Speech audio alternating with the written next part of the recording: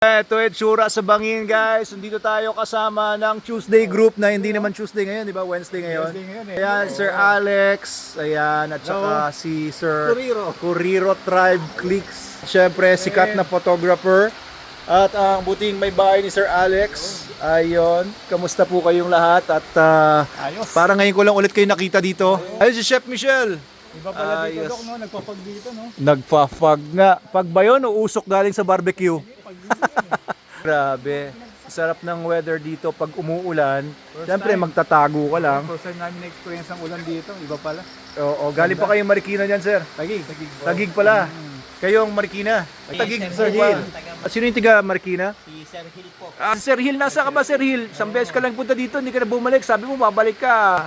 Hanap-hanap ka namin dito. Naantay niya yung pamangkin niya si Pot.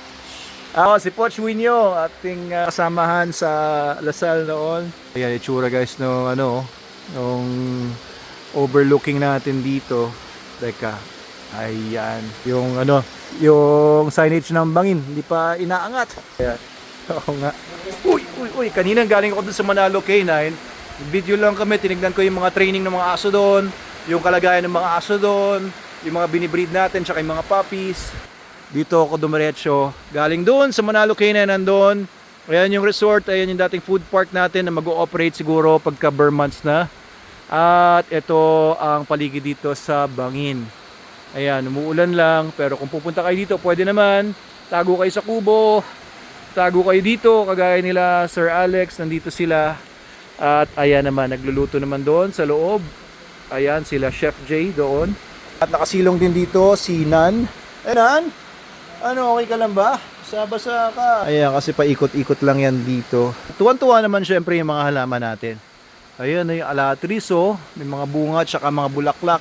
Ayan, yung mga kalachuchi. Nagtutubuan yung mga halaman dito, pati yung mga bougainvillea. Syempre si kalumpang. Ayan, may mga green-green siyang mga dahon ngayon.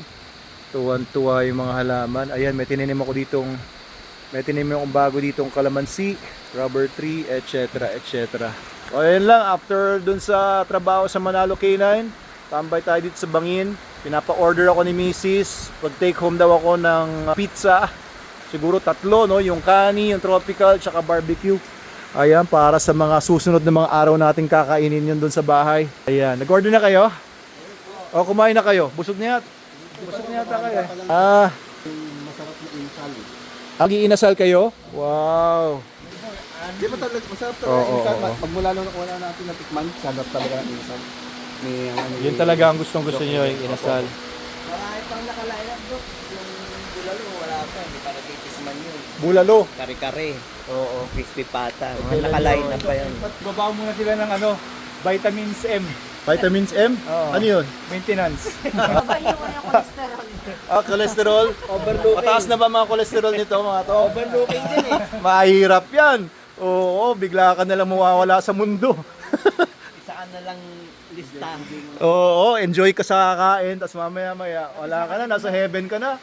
O, nasa ka ba? Sa impyerno, saan mo gusto magpunta? At least nakatikim naman daw ng crispy pata. Oo nga, yun ang mahalaga. No? Ayan, no? Melt in your mouth, tuck in your vein. Sabi Sir Alex. Melt in your mouth. Melt in your mouth, tuck in your vein.